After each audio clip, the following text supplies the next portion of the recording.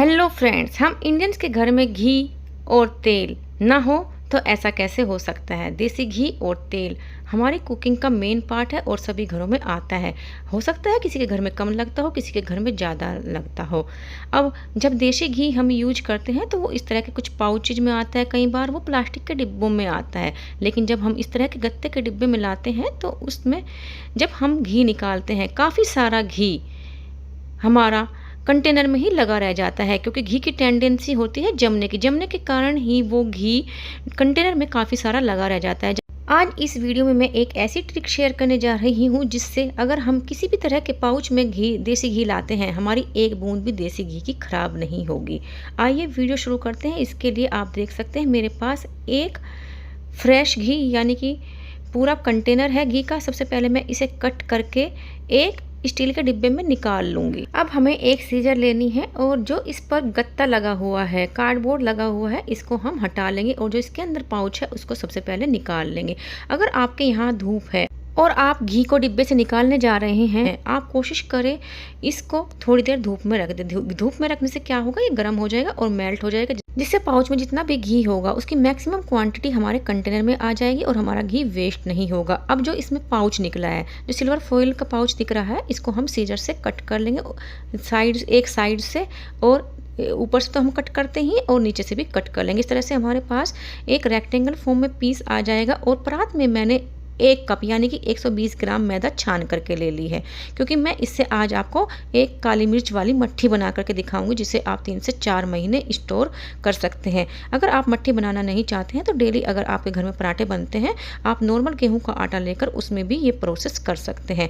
अब हमने जो घी के पाउच को कट करके रखा है उस पर थोड़ा सा मैदा को हमें डस्ट करना है और उससे हाथ से रब करते हुए हमें इसमें जितना भी घी है वो सारा निकाल लेना है। और आप देख सकते हैं मेरे यहाँ पर धूप नहीं थी, इसलिए मैंने इसे धूप में नहीं रखा था और काफ़ी सारा घी मेरे पाउच में लगा हुआ है। इस तरह से करके मैंने 3 से 4 पाउचेज इकट्ठे कर लिए हैं, क्योंकि मुझे ये वीडियो आपको बना करके दिखानी थी, इसलिए मैंने 3-4 पाउच इकट्ठे कर लिए थे।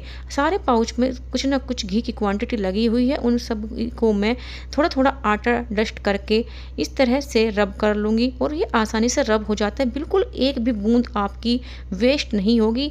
जो ये पाउच है ये भी बिल्कुल ड्राई हो जाता है। और जब हम इस तरह से मट्ठी या कोई स्नैक्स बनाते हैं जिसमें हमें मोन लगाना होता है, उसमें ये घी मोन का काम करेगा। और वैसे तो हम कंजूसी कर जाते हैं, तेल का मोइन लगाते हैं, घी नहीं लगाते हैं, लेकिन घी से रिजल्ट अच्छा आता है। इस तरह से हमारे पाउच भी क्लियर हो जाते हैं और जो हम मट्ठी या इसका जो भी स्नैक्स बनाएंगे वो भी बहुत ही अच्छा बनता है। इस तरह से करके मैंने जो 4 पाउच इकट्ठे किए थे उन सबको मैंने मैदा में डस्ट करके सारा घी निकाल लिया और जो एक्स्ट्रा घी था वो मैंने कंटेनर में स्पून की हेल्प से निकाल लिया। अब घी को आटे में अच्छे से मिक्स करेंगे और इसकी मुट्ठी बनाकर देखेंगे। अगर आपकी भी इस तरह से, जैसे मेरी मुट्ठी बन रही है, इस तरह से मुट्ठी बन जाती है, इसका मतलब इसमें सफिशिएंट मोन है। अगर ये मुट्ठी नहीं बंद होती है, इसका मतलब आपको इसमें और भी घी या तेल डालने की ज़रूरत है, क्योंकि मोन हमें मट्ठी में इतना डालना होता है कि इसकी मुट्ठी बंद हो जाए। इसी से हमारी मट्ठी क्रिस्पी और खस्ता बनती है। अब इसमें डालेंगे 1/2 टीस्पून भर करके अजवाइन। अजवाइन को हमें हल्का सा हाथ से क्रश कर लेना और थोड़ा सा डालेंगे स्वादानुसार नमक। इन सबको भी आटे में अच्छे से मिक्स कर लेंगे। अब हम नॉर्मल टेम्परेचर का पानी लेंगे और पानी से हमें मीडियम सॉफ्ट आटा इसका लगा लेना है। आटे ऐसा होना चाहिए कि ना वो बहुत ज़्यादा हार्ड हो ना बहुत ज़्यादा सॉफ्ट, बल्कि ऐसा हो कि जब हम उसकी मट्ठी बनाएं और एक दूसरे के ऊपर रखें वो चिपके नहीं। जिस शेप में हम बनाएं उसको वो प्रॉपर शेप में मेंटेन रहे। इस तरह से आप पहचान सकते हैं कि हमें आटा कैसा लगाना है। आटे को अच्छे से गूंथने के बाद हमें इसे 5 से 10 मिनट रेस्ट करने के लिए रख देना है। 5 से 10 मिनट में हमारा आटा अच्छे से मट्ठी बनाने के लिए तैयार हो जाएगा। आटे को लगाए मुझे 10 मिनट हो चुके हैं। अब मैं इसे 1 से 2 बार और गूंथ लूँगी और हमारा आटा मट्ठी बनाने के लिए तैयार हो चुका है। अब हमें थोड़ी सी काली मिर्च अपने पास लेकर के रख लेनी है, क्योंकि हम इससे आज काली मिर्च की मट्ठी बनाने जा रहे हैं, इसलिए काली मिर्च तो हमें ज़रूरत पड़ेगी ही। इसमें से आप, एक तरीका है कि इसमें से छोटी छोटी बॉल्स लेते जाएं और इसकी आटे की पूरी की लोई बना लें। दूसरा तरीका है आप वीडियो में दिखाए जा रहे तरीके से इसका एक लोफ बना लें और फिर नाइफ की हेल्प से इसमें से एक सेम साइज की लोई आपको कट कर लेनी है। मैंने यहाँ पर 1/2 इंच के पोर्शन कट किए हैं और इन्हें हमें हाथ से गोल करते हुए इनकी लोई बना लेनी है।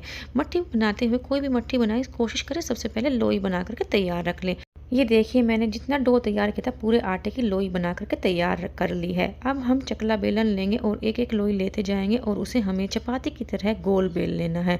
जो इसकी थिकनेस होगी बिल्कुल पापड़ी की तरह, बिल्कुल पतला हमें रोल करना है। और उसके बाद हमें एक शार्प नाइफ लेना है और इसको 4 पीस में कट कर देना है।